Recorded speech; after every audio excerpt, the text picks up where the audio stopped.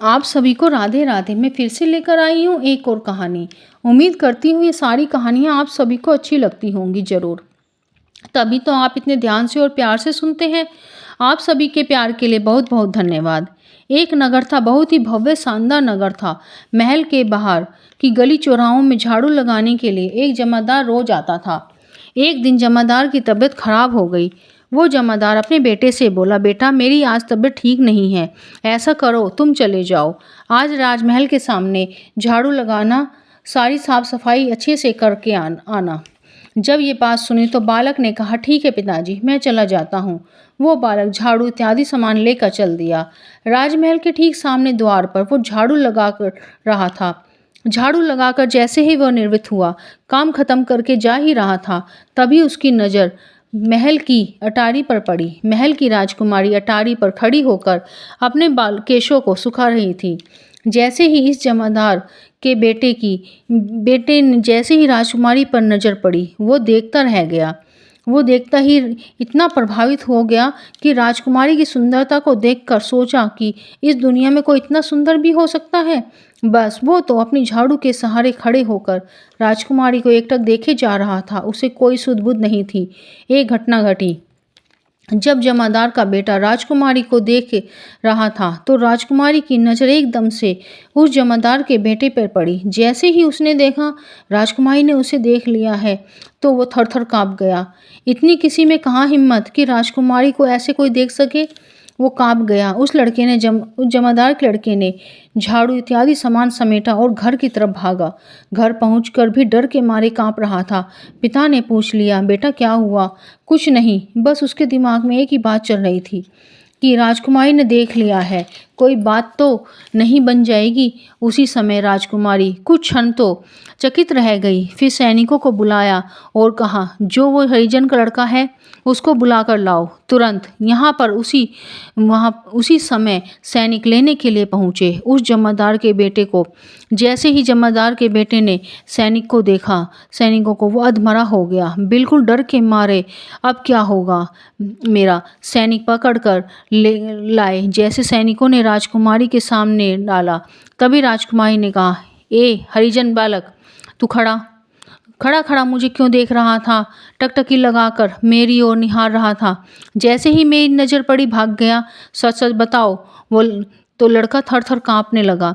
उसने हाथ जोड़कर कहा, राजकुमारी जी, अगर मैं बता दूं तो आप मुझे फांसी चढ़ा दोगी, आप मुझे मार दोगी। अरे सुन, अगर तू नहीं बताएगा तो मैं तुझे ज़रूर मार दूंगी। अगर बता दिया तो तूने, मैं वचन देती हूँ मरने नहीं दूंगी तुझे। तो उसने डरते डरते, उसकी आंखों में आंसू भर गए, डरते डरते हाथ जोड़कर कहा कि राजकुमारी जी, मैं आपको देखकर सोच रहा था कि काश इतनी सुंदर मेरी पत्नी होती, काश मैं आपसे विवाह कर पाता। इतना कहते कहते तो उसकी गर्दन झुक गई, कांपने लगा। अब ना जाने क्या होगा। सुनकर तो राजकुमारी एक क्षण के लिए तो खड़ी रही, शांत। उसी समय पास में आकर के कहा, हरिजन बालक, तूने इच्छा रखी है कि तू मेरे साथ शादी करना चाहता है। मैं तेरे साथ शादी कर लूँगी, केवल एक शर्त है मेरी। बालक तो खुश हो गया।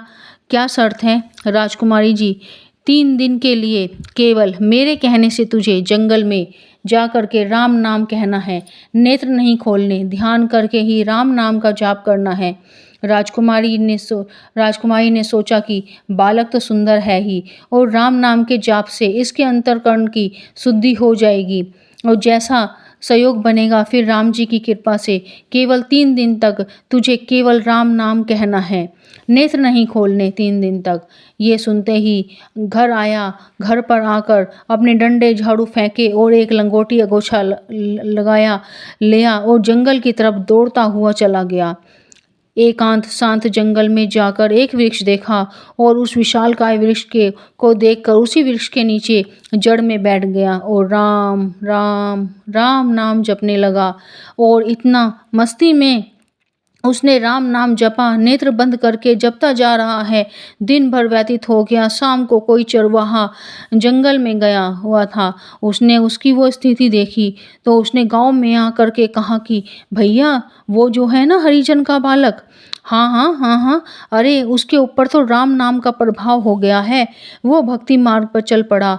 राम, राम जपे जा रहा है। जंगल में जाकर के दूसरे दिन पूरे गाँव में हल्ला हो गया कि वो जो हरिजन का बालक है, भगवान की बड़ी कृपा हो गई है उस पर, उनके ऊपर। वो राम नाम जपता जा रहा है। लोग दर्शन करने के लिए आए, धोख लगा रहे हैं बार-बार। जब से ये परिस्थिति हुई है, आज 3 दिन पूरे हुए हैं, नेत्र बंद करे हुए हैं, राम राम करते हुए, प्रभु श्री राम का चिंतन करते हुए जपते जा रहा है। जैसे ही आज 3 दिन हुए, सवेरा हुआ, राजा ने कहा राजकुमारी से, बेटी, हाँ पिताश्री, मैंने सुना है कि जो जमादार था उसका बेटा बहुत बड़ा संत बन गया है, उसके अंदर राम नाम का प्रभाव हो गया है।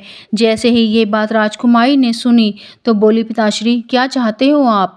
राजा बोला, बेटे चलो एक बार चल के दर्शन करने चाहिए, अगर वो संत हो गया है तो। जैसे ही ये भाव सुना तो राजकुमारी आनंद में भर गई। बोली, पिताश्री मैं भी यही चाहती थी। आज पिताजी के साथ रथ पर सवार होकर गई, वहाँ पहुँची जहाँ पर कार्य की सिद्धि होनी थी। राजकुमारी वहाँ पहुँची, वहाँ पर बहुत सारे दर्शनार्थी थे और जो भी दर्शन के लिए अभिलाषी थे वो सब खड़े थे। जैसे ही महाराज को देखा तो मार्ग बना दिया, रथ पास ले जाकर के खड़ा हुआ। राजा और राजकुमारी दोनों रथ से उतर कर गए और उस बालक के सामने फल इत्यादि रखे। चारों तरफ देखा लेकिन उसके तो नेत्र बंद है, राम नाम जपते जा रहा है। 3 दिन चल रहा है, तीसरा दिन चल रहा है। राजकुमारी ने कहा, पिताश्री आपकी आज्ञा हो तो मैं 2 क्षण के लिए इनसे बात कर लूं, एकांत में इस बालक से बात कर लूं। सुन करके राजा ने उसी समय प्रजा की ओर देखा तो राजा की कौन न माने, सारी प्रजा वहां से दूर चली गई, राजा भी चले गए। इधर राजकुमारी ने कहा बड़े गर्व में, आनंद में भर के, हे हरिजन बालक सुनो, जिस कारण तुमने ये सारा प्रपंच रचाया था वह कन्या तुम्हारे सामने आई है। चल कर के विवाह करते हैं, मैं राजी हूँ तेरे लिए। ये शब्द जब सुने तो वहाँ एक अनोखी घटना, जब उस हरिजन बालक ने नेत्र खोले तो उन नेत्रों में वो लालसा नहीं है, उन नेत्रों में तो रामलला के लिए प्रेम है। नेत्र भरे हुए प्रेम से तीसरे दिन में उसके अंतर्करण में राम जी के दर्शन करते करते जीवा से राम नाम चल रहा है। हृदय ऐसा परिवर्तित हुआ कि नेत्र खोलते ही झरझर धार बहने लगी आंखों से। उसने कहा, जाओ प्रिय अपने घर, अब मुझे लगी राम की आस, अब मुझे तुम्हारी कोई दरकार नहीं है। ऐसा कभी नहीं हो सकता कि कामना भी हो और श्री राम भी हो, ऐसा नहीं हो सकता। या तो ठाकुर जी ही रह सकते हैं या फिर कामना ही रह सकती है इस हृदय में। पहले कामना थी कि कैसे भी राजकुमारी मिल जाए, कामना गई, काम गया, राम आए, राम ने सारी गंदगी बाहर कर दी। ये राम नाम का प्रभाव है।